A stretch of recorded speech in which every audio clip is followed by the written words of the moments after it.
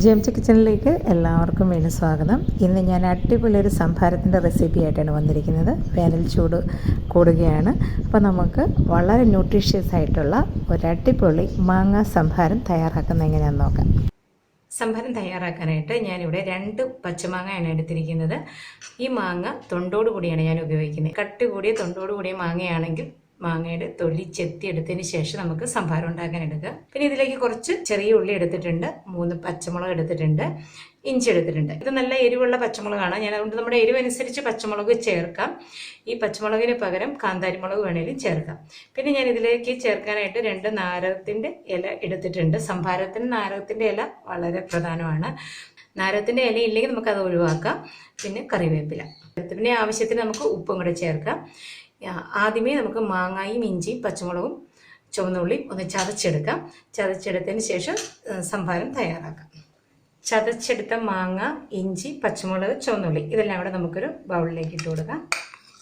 ഇനി ഇതിലേക്ക് നമുക്ക് കുറച്ച് വെള്ളം ഒഴിച്ചു കൊടുക്കാം. വെള്ളം നന്നായിട്ട് ചേർക്കാം. നമ്മൾ ഈ സംഭാരമായിട്ടാണ് ഉണ്ടാക്കുന്നത്. അപ്പോൾ വെള്ളം ഒഴിക്കുമ്പോൾ തന്നെ ഇതിൻ്റെ കളർ അങ്ങ് മാറിയത് കണ്ടോ. ഇനി ഇതിലേക്ക് കുറച്ച് കറിവേപ്പില നമുക്കിങ്ങനെ കയ്യിലൊട്ടൊന്ന് ഞരടി അങ്ങിടാം. അപ്പോൾ ഈ കറിവേപ്പിലയുടെ ടേസ്റ്റ് പെട്ടെന്ന് ഇറങ്ങും. ഇനി നാരകത്തിൻ്റെ ഇല അത് നമുക്ക് 2-3 അങ്ങ് മുറിച്ചിടാം. അപ്പോൾ അതിൻ്റെ ടേസ്റ്റും പെട്ടെന്ന് അങ്ങ് ഇറങ്ങും. നമുക്കിതൊന്നുകൂടെ ഇളക്കി കൊടുക്കാം. ഇനി നമുക്കിതിന് ആവശ്യത്തിനുള്ള ഉപ്പും കൂടെ ചേർത്ത് കൊടുക്കാം. ഇഞ്ചി പച്ചമുളകൊക്കെ നമ്മുടെ ടേസ്റ്റിനനുസരിച്ച് കുറച്ചുകൂടെ കൂട്ടുകയോ കുറയ്ക്കുകയോ ഒക്കെ ചെയ്യാം.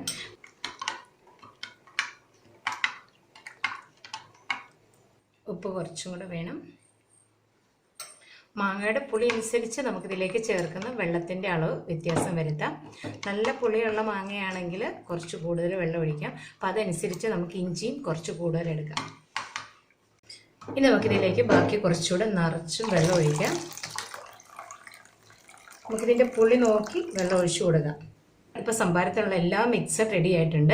ഇനി നമുക്കിത് 2 മണിക്കൂർ ഫ്രിഡ്ജ് വെച്ചിട്ട് അതിന് ശേഷം നമുക്ക് അരിച്ചെടുക്കാം. മാങ്ങ ചെറിയ കഷ്ണങ്ങളായിട്ട് കഴിക്കാൻ താല്പര്യമുള്ളവർക്ക് അങ്ങനെ കഴിക്കാം. പക്ഷേ സംഭാരം ഞാൻ ചെയ്യുന്നത് ഇവിടെ 2 മണിക്കൂർ വെച്ച് ഇതിൻ്റെ ടേസ്റ്റ് എല്ലാം വെള്ളത്തിലേക്ക് ആയി കഴിയുമ്പോൾ അരിച്ചെടുത്ത് ബോട്ടിലാക്കി വെക്കുകയാണ്.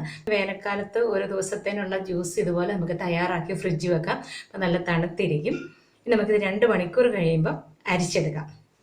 മാങ്ങ സംഭാരം ഞാൻ 2 മണിക്കൂർ ഫ്രിഡ്ജ് വെച്ചിട്ടുണ്ടായിരുന്നു. നന്നായിട്ട് തണുത്തു.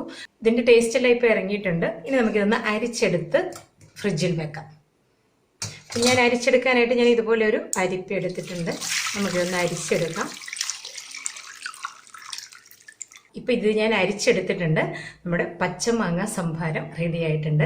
ഇനി ഇത് ഫ്രിഡ്ജിൽ വെച്ച് തണുപ്പിച്ച് നമുക്ക് ആവശ്യാനുസരണം ഉപയോഗിക്കാം. വളരെ ന്യൂട്രീഷ്യസ് ആയിട്ടുള്ള ഒരു ഡ്രിങ്കാണ്.